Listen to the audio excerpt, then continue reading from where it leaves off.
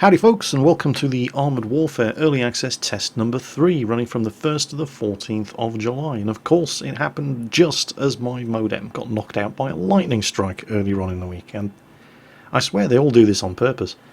Just as I lost internet connection for 2 days, World of Tanks patch 9.9 went out on the test server, World of Warships went into open beta test, War Thunder released patch 1.51, and Armoured Warfare started their third early access test. I swear they all sit around thinking, how can we screw up Jingles? Oh, he's just lost his internet connection for a few days. Quick, everybody push your latest patches out. True story. Anyway, I'm back online, and I've had a go of Armoured Warfare Test 3, and I really like what I see. So what is in Armoured Warfare Test 3 that's got me all excited? Well, aside from the usual massive range of bug fixes and optimizations, they've introduced the first of the Tier 8 tanks, and so far these are the M1A1 Abrams, the Ariete, the BMP-T, the Centauro 155, the Leopard 2A5, the T90, the Striker, and for the artillery the M109 Paladin, and from the Germans, the Panzerhaubitze 2000. Sorry about that, Germany, but I am contractually obliged to do a very, very bad German accent, at least one video a week. It's not my fault, those are the rules. Now, if like me you were thinking, hang on a minute, where's the bloody Challenger 2? Well, don't panic, these are just the first of the Tier 8 vehicles. The Challenger 1 is in there, but it's a Tier 7 vehicle, so I have no doubt that at some point in the future we'll be getting the Challenger 2, and a whole bunch of other new Tier 8 vehicles as well. There's also some news of some tanks that are in development. You might recognise one of these from World of Tanks. The M48 Patton is going to be one of the first Tier 2 main battle tanks, and it's going to be joined, probably at Tier 2, by the Object 155, which is the T55 prototype, featuring several upgrades over the earlier T54 model. And that's not all. Another of your favourites from World of Tanks is also coming to Armoured Warfare, the M41 Walker Bulldog. But while the new tanks are all well and good, and I'm certainly not turning my nose up at them, but I'm probably not really going to get much of a chance to play them because they're all Tier 8 and I'm still stuck down at Tier 3 in the T62 because I just don't have enough time to devote to playing Armoured Warfare. What's got me most excited about Early Access Test 3 is the one thing that I've been waiting for in Armoured Warfare that for me is going to set this game apart from games like War Thunder and World of Tanks. PvE is here in Early Access Test 3. Cooperative battles against the AI, and they're really, really good.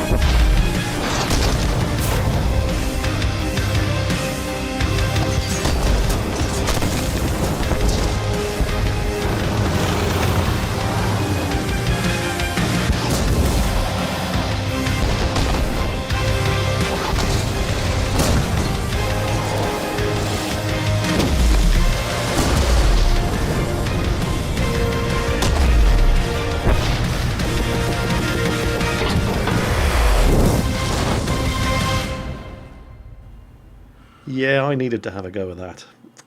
The reality, of course, because we are still just in early access, isn't quite as polished as you saw in the teaser trailer there for the PvE co-op missions.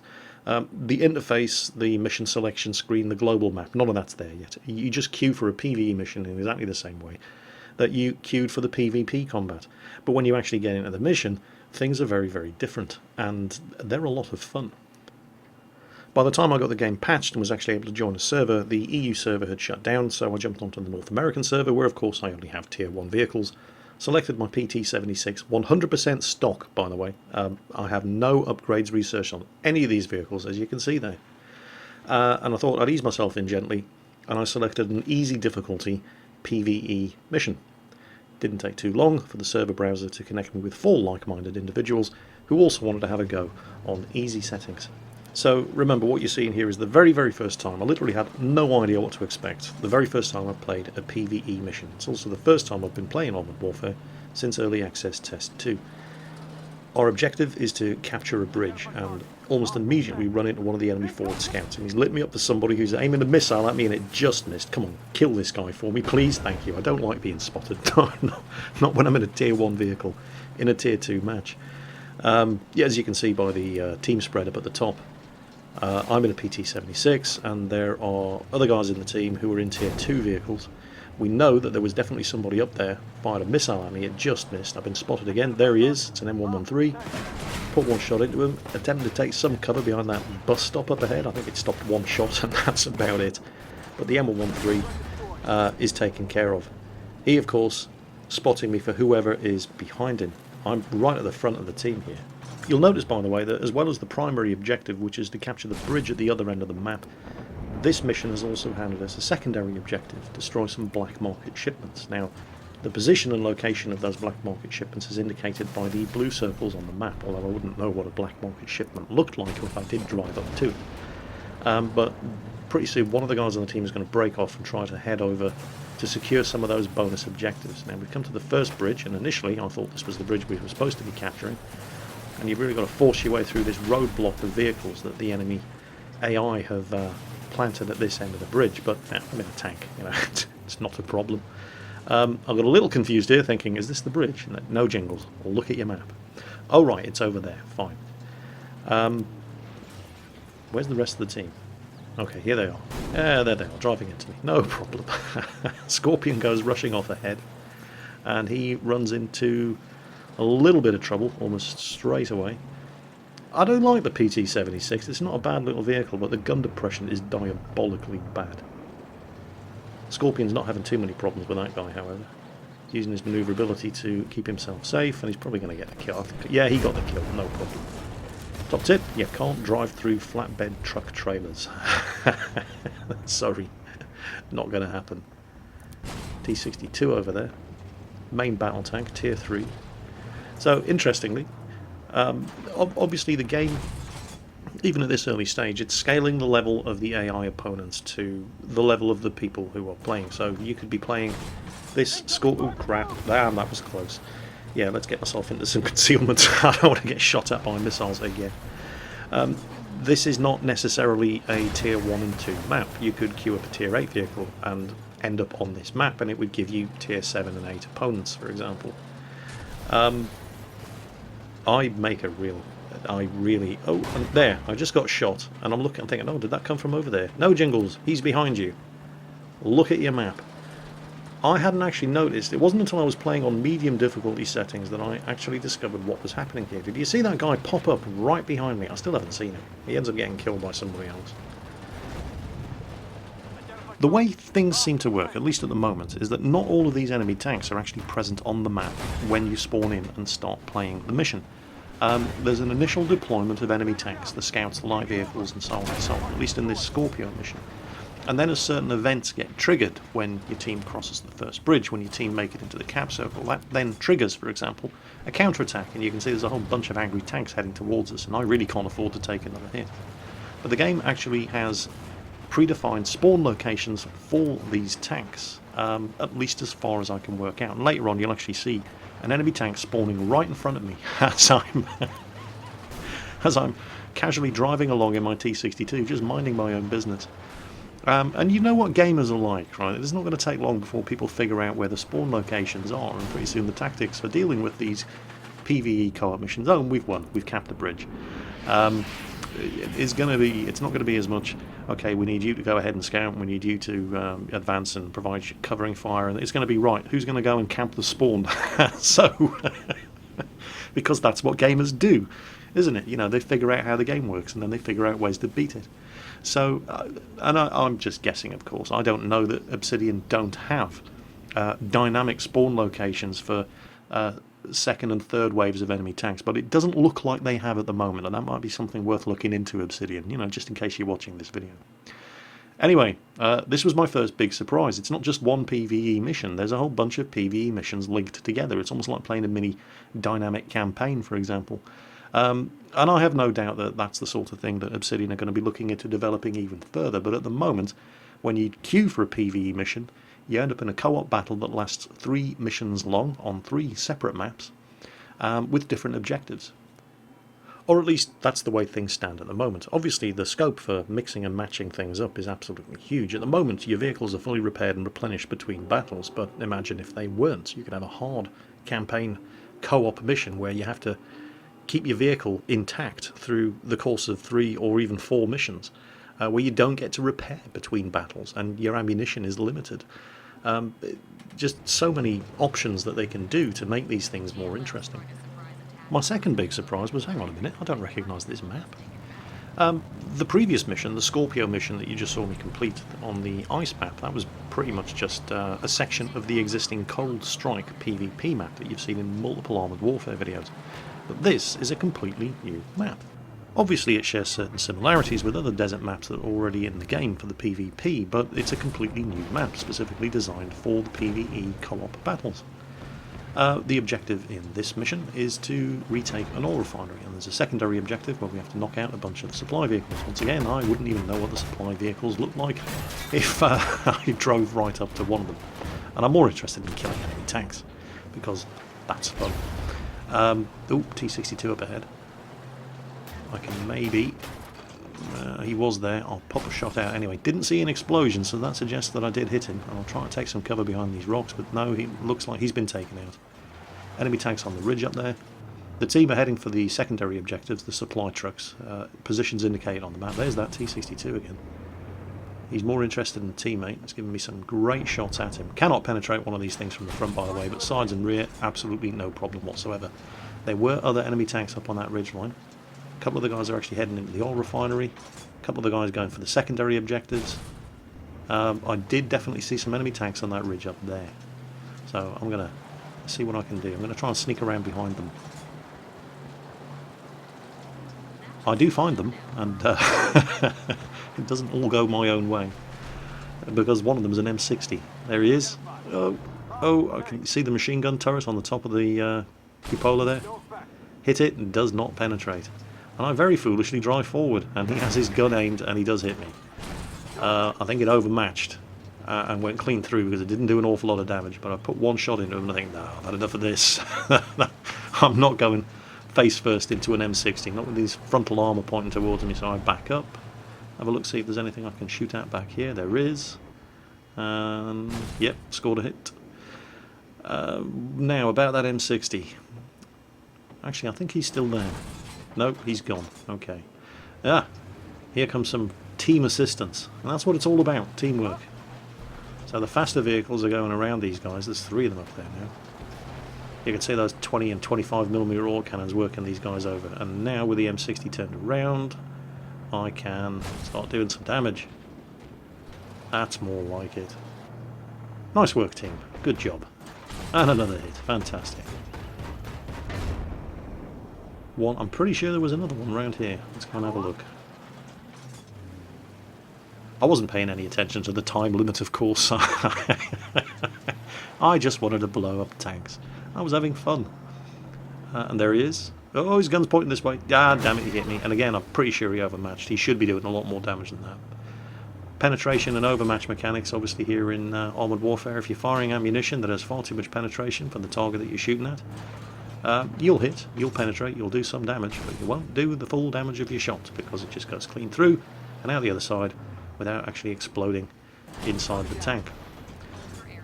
Something that I really wish you'd see in World of Tanks, because it'd stop people spamming premium ammunition all the time and force them to actually think about the kind of ammunition that they're firing.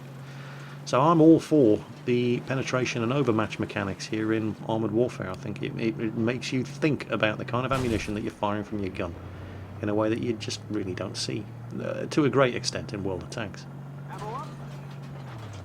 Nope, can't shoot him, pipeline in the way.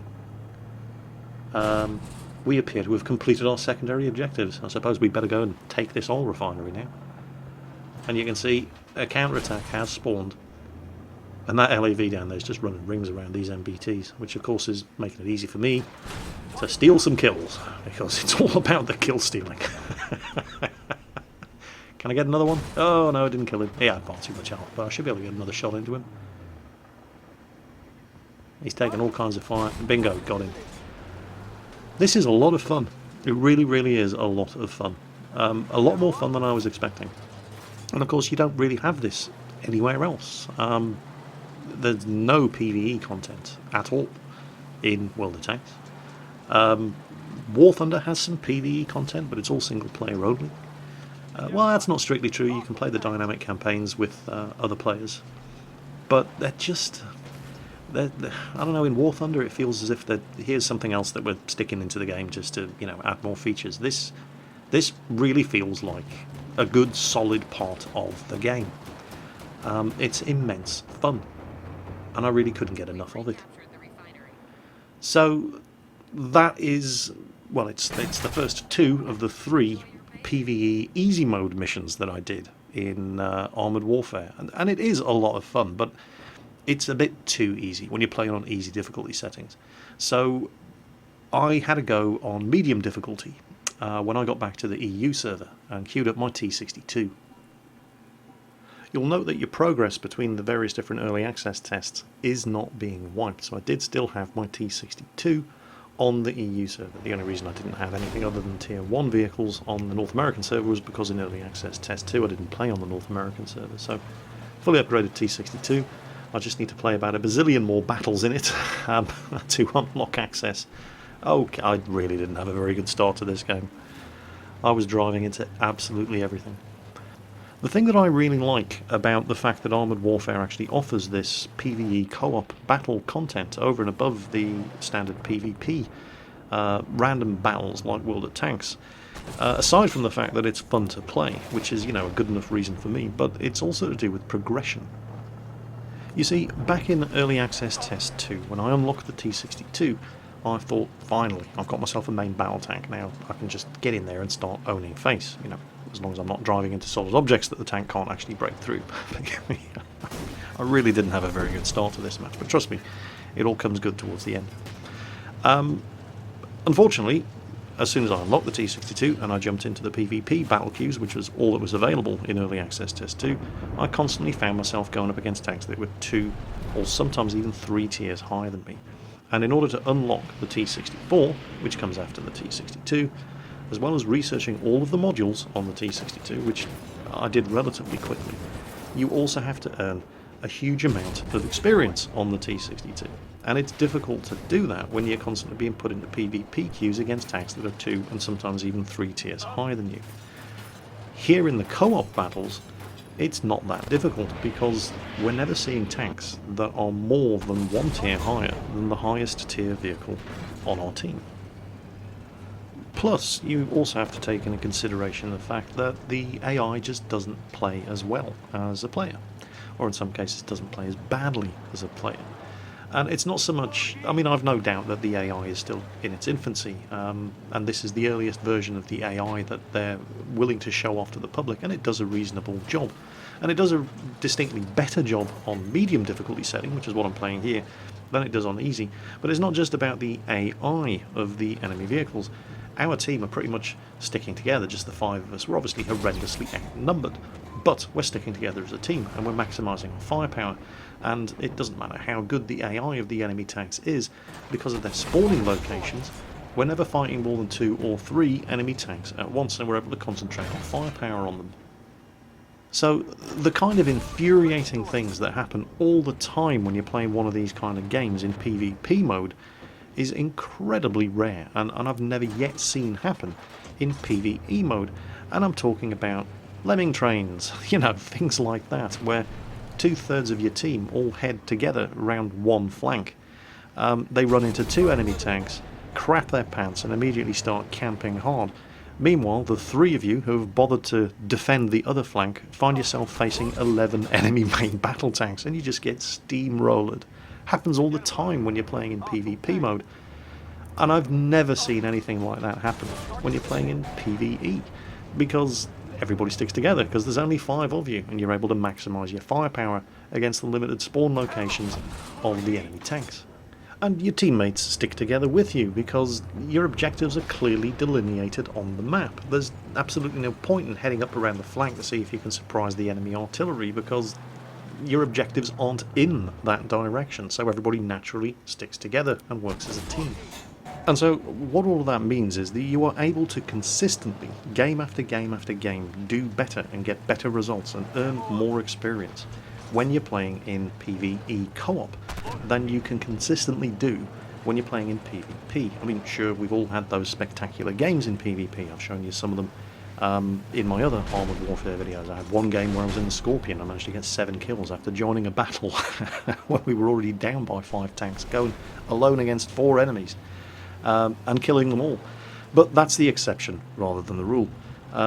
Generally, we don't do particularly well in every game that we play in PvP mode, but in PvE, you can get results like this consistently every time, and that means you can progress faster.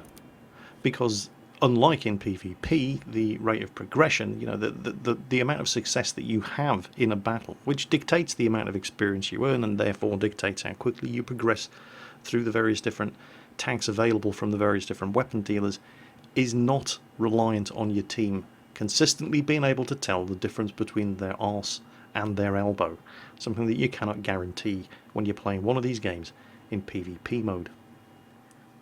Hang on a minute, Jingles, what exactly are you saying here? Are you actually sitting there with a straight face and trying to tell us that everybody who plays PvE in Armoured Warfare is more intelligent than everybody who plays PvP? Well, no, obviously that's not what I'm saying at all. I'm sure you get just exactly the same kind of herpaderps and idiots queuing up in the PvE battles as you get in PvP. But here's the thing. The AI makes intelligent decisions. Right. When you're playing in PvE mode, you never spend the last 5 minutes of the match fruitlessly searching for the last enemy tank because he's gone AFK right in the corner of the map. You're never going to find yourself hooking around the left flank and making a run for the enemy supply depot, only to find yourself running smack bang into a top tier enemy heavy tank who's herpaderping around the back of the map because he thinks he might be able to see his house from there. The AI doesn't do that. The AI responds to triggered events. When you take such and such a location, the AI triggers a counterattack. You can make plans to deal with that because it's a predictable, intelligent response. The kind of predictable, intelligent response that all too often you just don't get when the enemy is a player. And the same thing goes for your own team. Those 4 random teammates that you end up lumped together with when you hit that PvE co-op battle queue, they're not going to go driving off around the... Well, they might. I mean, anything's possible.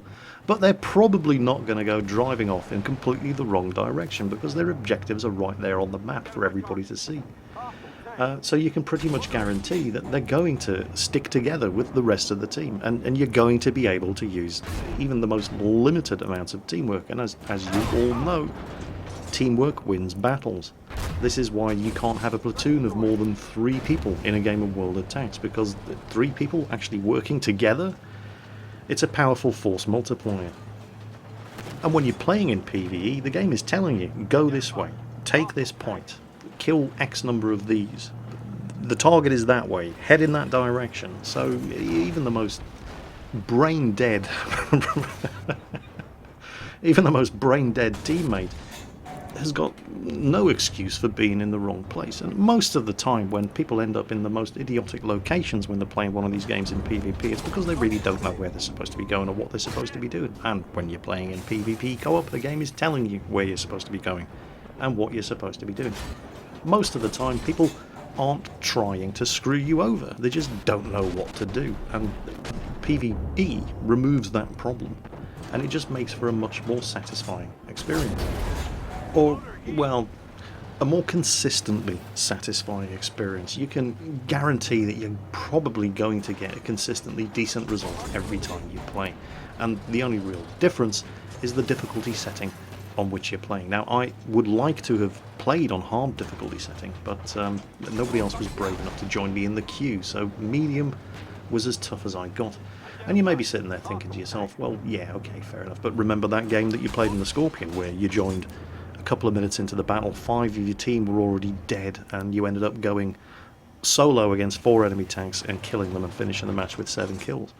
You don't get that kind of heart-beating, pulse-pounding result when you're playing in PvE. Well, most of the time, no, you don't. But you don't get that kind of result most of the time in PvP either. But you can actually get that kind of match in PvE as well. It all depends on the difficulty setting that you're playing. There are 4 difficulty settings in PvE. There's easy, medium, hard, and insane.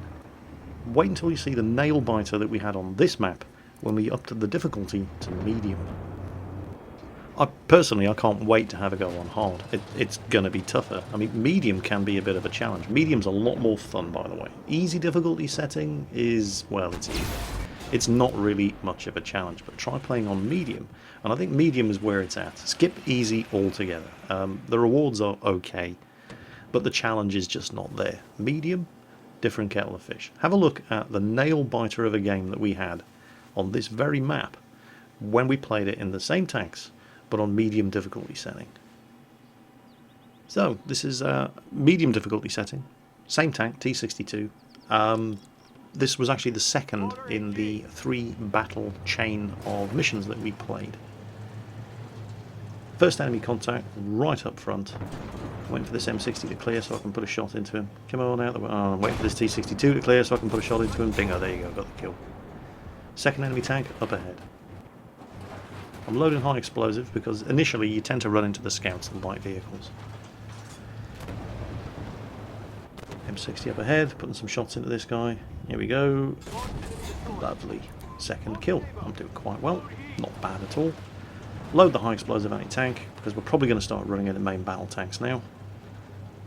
Checking the map for the objectives. Lots and lots of enemy vehicles. Yeah. Donkey shot. Just blew the... Oh, guard missile came in, just missed. Whole bunch of enemy tanks up there. Scored a good hit. His return fire absorbed by the soft cover that was in front of me. In fact, I killed him, so that's good. Now it's start to work over these other targets. Again, serious ammunition loaded this time. Oh, there's another one. Come on, come on. Ah. It's only a weasel. I really should be firing high explosive at this guy because my armor piercing is just completely over penetrating. He's actually doing a little bit of damage to me. As you notice, they've really scaled down the ramming damage, which was, to be completely honest, totally out of control. But this is where things start getting interesting in this game. There's actually only 4 of us. One of our AMX-10Ps, the guy's lost his connection. So it's 4 of us against God knows how many enemy tanks. And here comes another one. I've killed the weasel, and here comes a BMP. So I'm getting in close to this guy because I know his gun depression is terrible, and he cannot penetrate my turret. Plonk one into his side, almost finishes him off. He fires, bounces harmlessly off my turret again. I know I can take my time, reload, and finish him. Now, there's a Scorpion pops up on my right, and I'm not sure if he just spawned there, or whether I just spotted him. I think I just spotted this guy, but I'm going to get this Scorpion. I've got high explosive anti-tank loaded, so I'm going to fire it. Switch to high explosive, because it's just a Scorpion. He hightails it out, ducks behind the wall. High explosive will not penetrate the wall, but he knocks the wall over and makes it easy for me, so we finish off the Scorpion as well. Now, at this point, with the exception of the guy who just lost his connection and never entered the battle, there's still all 4 of us fighting. And remember earlier I was talking about, does Armoured Warfare have dynamic respawns, triggered events, where it puts in the counterattacks from enemy AI, and this pretty much confirms that it doesn't. Watch the road up ahead of me. You're about to see something triggers the respawn of a counterattack there, T62, just loaded in right in front of me, as a response to something that we had just done. Now I'm trying to stay as close to him as possible because shooting over the back of the tank there, he's not going to have the gun depression to put a shot into my Glacis armour, and he's just bouncing off my turret. We've just lost our first teammate. AMX-10P got taken out by a tank destroyer. The tank destroyer fires, hits my gun, also damages my ammo rack, but I am able, and I take another hit there, but I am able to finish him off. Now there's only 2 of us left. Myself and another T62 who just took a hit up there, looked like a low damage hit, high explosive probably, and he's just nailed something, but I need to get up there and back this guy up. There's only 2 of us left. We've just lost 2 tanks. Playing in co-op mode. Medium difficulty is, well, it sounds obvious when you say it, you know, but it's not easy. And that's a T64A, and I really don't fancy my chances against him. And I'm pretty much going to have to fight him alone, at least initially. Pop out round the corner. I've got sideways shot at him, so great, I can penetrate. I should probably have switched to APDS ammunition here, but my initial thought was I've got to face-hug this guy. He might not be able to penetrate my turret. I can't penetrate him, but he was able to penetrate me anyway. But lone surviving teammate comes around the corner and kills him. There's the guy who never connected. He's not AFK, he just lost his connection. He never entered the battle. And now it's one. We've got one tank left capable of fighting. It's another T62. Mael here, the entire game now rests on his shoulders. I don't know what happens if you actually fail one of the stages in these co-op battle chains. Oh, an M60 popped up. He managed to put a shot into him, pulls back into cover. This guy now has all of the capture points. This was tense.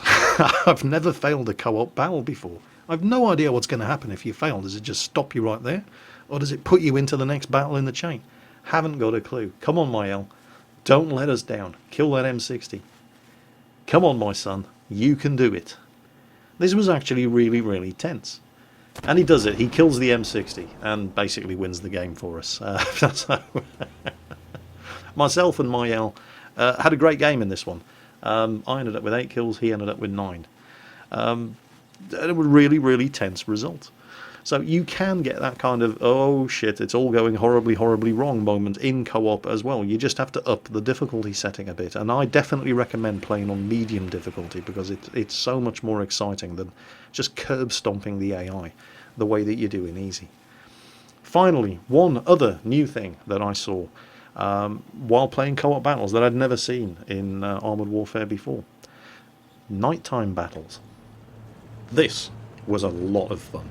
Now, before you all start getting too excited and asking the inevitable questions, I do not know whether or not in a nighttime battle like this, tanks that have night vision equipment, infrared, thermal sights and all that sort of thing, I do not know if you're going to have a better view range than tanks that do not have that sort of thing equipped. Haven't got a clue. It wouldn't surprise me if you did, but I don't know for sure. I just play it, right? So don't ask that question. I haven't got a clue. But this was a fun battle. Wait until you see the counterattack that comes in this location as we're just approaching the cap point. 3 enemy tanks spotted. There goes a Leopard.